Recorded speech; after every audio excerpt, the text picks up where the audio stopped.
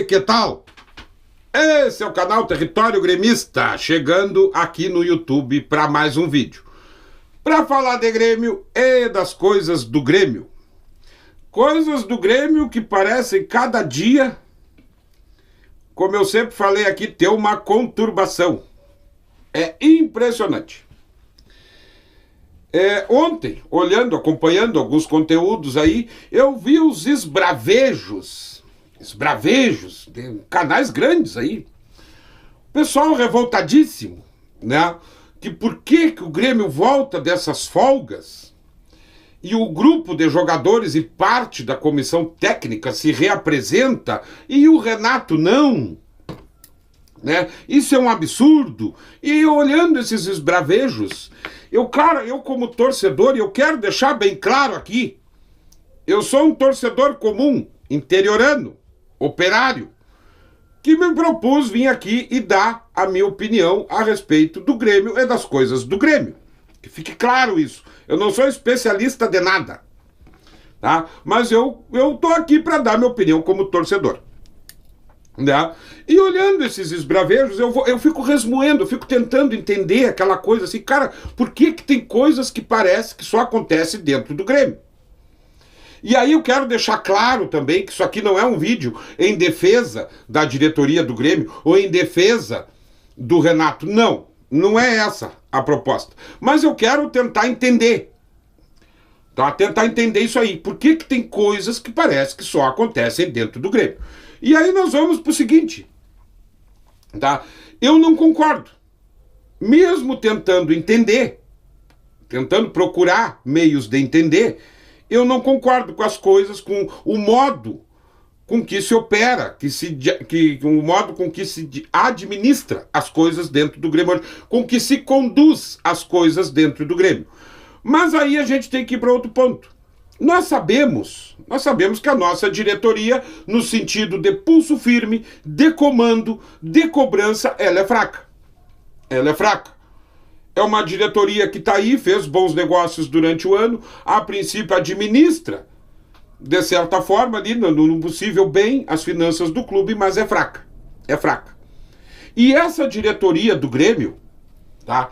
Essa diretoria do Grêmio, ela tomou por uma conduta, principalmente depois da tragédia climática, ela tomou como uma conduta se comunicar minimamente com o torcedor gremista. É uma diretoria que não faz a mínima questão de dar satisfações ao torcedor gremista. E aí eu volto num dos pontos dos esbravejos. Que por que a diretoria do Grêmio, se já estava acertado que o Renato voltaria depois, por que a diretoria do Grêmio não comunicou isso? Não, gente, a diretoria do Grêmio, isso aí é uma realidade. E não adianta eu vir aqui esbravejar e descer a lenha, tá? Porque isso é uma realidade. A diretoria do Grêmio, ela aparece para dar uma satisfação, para conversar com o torcedor, ou quando o Grêmio ganha, ou quando eles entendem que o Grêmio em algum momento foi prejudicado pela arbitragem. É assim.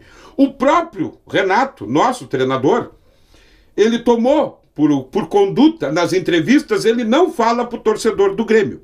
Ele não fala. Ele fala pro repórter. Ele responde no pessoalmente pro repórter.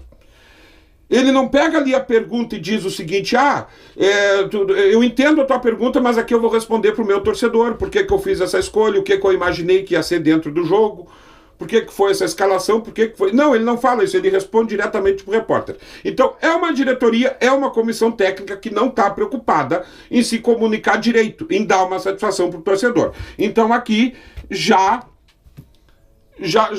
passamos, não adianta ficar batendo. Essa é a realidade. Essa é a realidade. Mas aí, para chegar no ponto, tá, de tentar entender por que essas coisas acontecem com o Grêmio hoje, logo após a tragédia climática, que o Grêmio volta aos trabalhos, que pega aquela sequência terrível de derrotas que coloca o Grêmio na situação que está hoje, tá? Uma das consequências que o Renato mais se apegou para justificar aquelas derrotas foi a questão da saudade de casar, que inclusive a saudade dos jogadores, a falta de casa, a falta da família, o Grêmio ali 40, 50 dias fora do Rio Grande do Sul, inclusive ele menciona os pets nessas manifestações dele. Então, guarda isso aí que nós já vamos chegar nela. Guarda isso aí, a saudade de casa dos jogadores, tá? E aí, quando vem essas datas FIFA, não importa se o Grêmio perdeu ou ganhou o último jogo disputado antes da data FIFA. Sempre que acontece isso, você dá a folga aos jogadores, a diretoria, juntamente com o Renato, dão a folga para os jogadores geralmente voltam num dia e o Renato volta um dia depois. Tá, volta um dia depois. Cara, o que eu digo, não é um vídeo de defesa ao Renato. Não é um vídeo de defesa à diretoria. É um vídeo tentando entender. Eu não concordo, mas eu estou tentando entender. Todo mundo sabe que a casa do Renato, a família do Renato é no Rio de Janeiro. É no Rio de Janeiro. Todo mundo sabe que o Renato ele faz quase uma década que ele mora em Porto Alegre num quarto de hotel. Hotel de luxo, tudo mais, ganha 1,5 milha por mês, eu entendo isso. Tem gente que pode falar isso aí.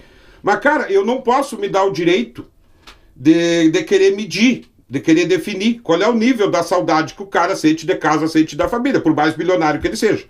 Não cabe a mim, tá? Não cabe a mim. Então todo mundo sabe disso. Vocês acham que no dia a dia, na convivência, os jogadores do Grêmio não sabem disso?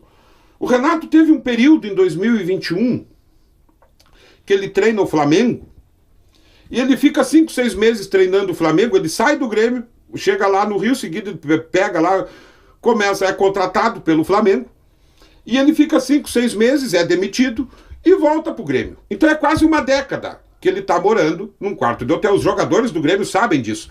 E aí, cara, chega no ponto que eu acho que a diretoria do Grêmio ela abraçou essa ideia do quê?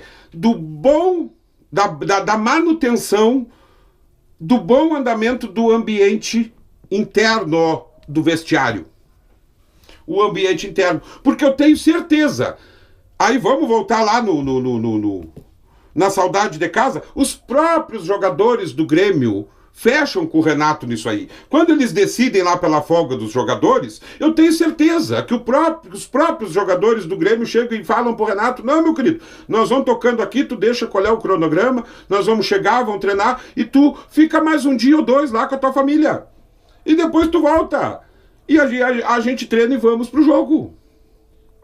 Eu tenho quase certeza. A diretoria do Grêmio apostou nisso.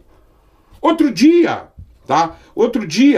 eu estava assistindo a entrevista do Guerrinha, com o Duda Garbi, e o Guerrinha falou uma coisa muito importante: o futebol hoje, pessoal, ele é comandado pelos jogadores.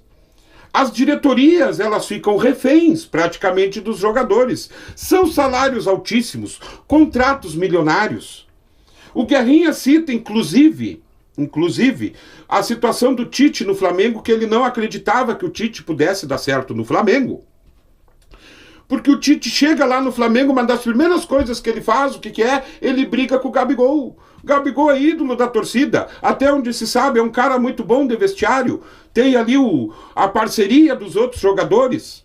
E ele chega e briga com o Gabigol. Ia ser muito difícil do Tite conseguir conduzir aquele trabalho. O Grêmio viveu algo parecido em 2021.